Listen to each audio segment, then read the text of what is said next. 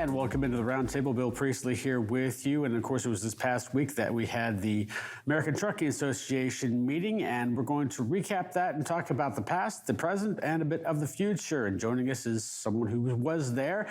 Alan Adler joins us, our Detroit Bureau Chief from Detroit, Michigan, and also Thomas Wasson, our enterprise fleet expert, coming to us here from Chattanooga, Tennessee. Gentlemen, thanks so much for joining us. Alan, I want to start off a little bit. Obviously, last year's ATA conference had a landmark, phrase or tone to it with the 80,000 drivers needed coming out of that address. Can you give me a sense, perhaps, of what the changes have been just in the tone of the conference from last year to this year as things move forward? Well, first, yesterday, the ATA updated that number to 78,000 by the end of this year, so slightly lower, but we're still on a trajectory. We're going to have the story up later this morning, still on a trajectory for, needing, a whole lot more drivers by the end of the decade because of retirements and because of, I think, the Drug and Alcohol Clearinghouse, which has really cleared out a lot of bad actors from the trucking space. The mood of the conference, interesting. It felt very businesslike to me. I will say that when you talk about Chris Spear, who's the executive director and the CEO of the ATA, he's always been a bit of a combative guy. I mean, he's sort of, if you think about who he represents, a lot of the, not to stereotype, but a lot of the owners of trucking companies and of motor carriers are, cowboys. And so he represents these folks, and he does that. True to his last name, Spear. He leads with a spear a lot of times. I think the attitude that he portrayed in his State of the Industry address was one of victory. I mean, he has seen over the last year, and the ATA has seen victories on a number of fronts, including obviously the infrastructure bill, which they didn't get done during the Trump administration. They tried. They thought they had the right horse, and turns out they didn't get anywhere with that. They got a court ruling in Rhode Island to get rid of truck-only tolling, which is huge. Mm-hmm. They also were a factor in the Supreme Court decision against vaccine mandates. So it was a good year for the ATA. Thomas, looking at that, one of the things that Alan reported on earlier on in the week was, of course, the 10 most critical things or events about trucking that comes from various different perspectives. And one of the things that we talked about earlier this week was the fact that fuel prices jumped to number one for, I think it was for drivers or carriers, and that it jumped significantly in other areas there as well. That's now the bigger threat or the bigger concern for most people, as opposed to the driver shortage. What's your take on that? Just looking, obviously, you've got a fuel bill, as John Kingston said, you got to pay the fuel bill in order to keep driving. But now that that's become a major concern, what's your take on that? Well, my first part is size matters. If you're a large carrier, you're going to get fuel surcharges, so you're going to have some pain. Obviously, when the DOE moves up and down, these adjustments may mean you're short, or you can make money when it starts going down off the difference.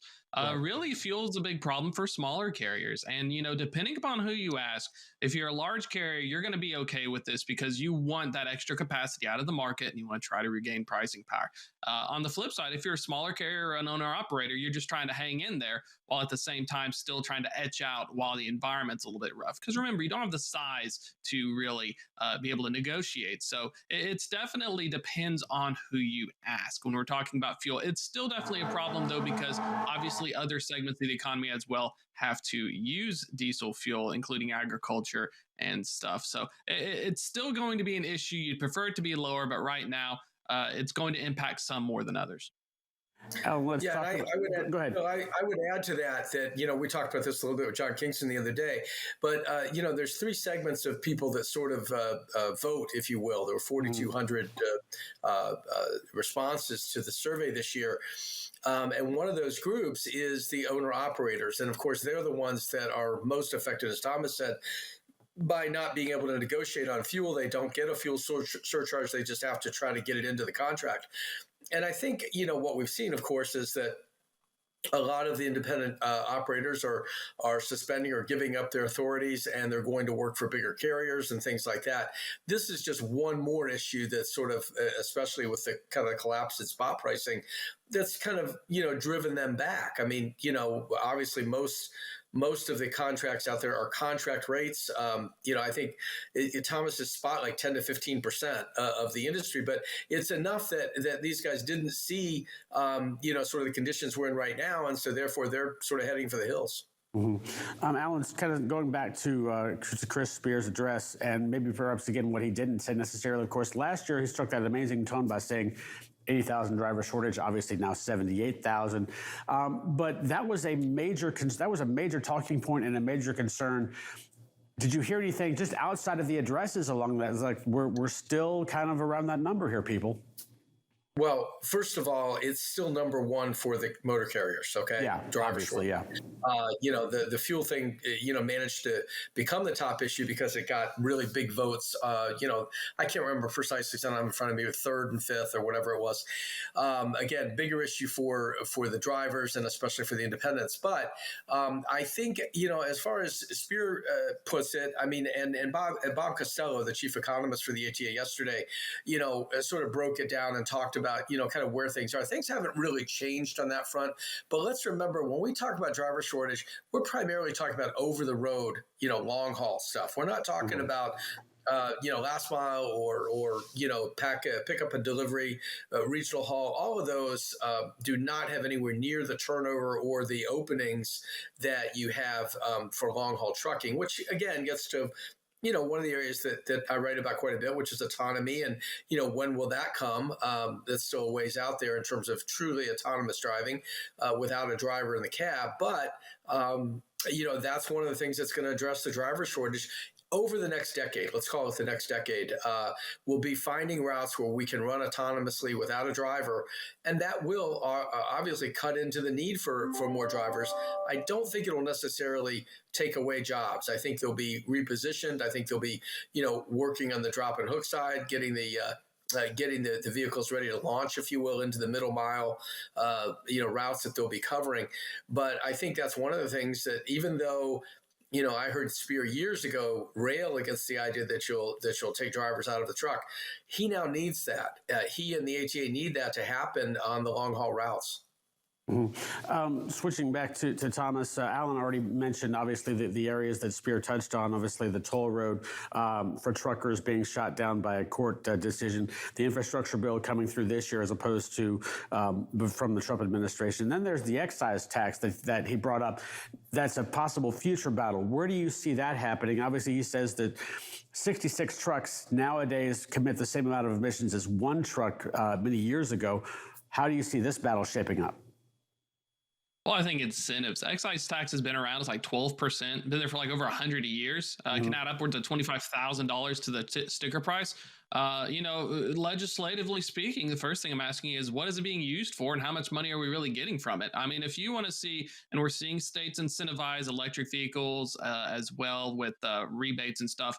I mean, potentially the federal government has an opportunity to say, well, if you buy the certain type of vehicle we want you to buy, maybe we'll give you a cut or we'll waive this excise tax as a way to encourage fleets to upgrade their equipment. It's an interesting thing. It's kind of funny because when you put in legislation like that, and it's been around for over like 100 years, people often forget about it. And it gets really hard sometimes to get rid of it. You forget why you brought it up in the first place. And, Uncle Sam's not just going to say, I'm going to give up on this extra revenue just for funsies.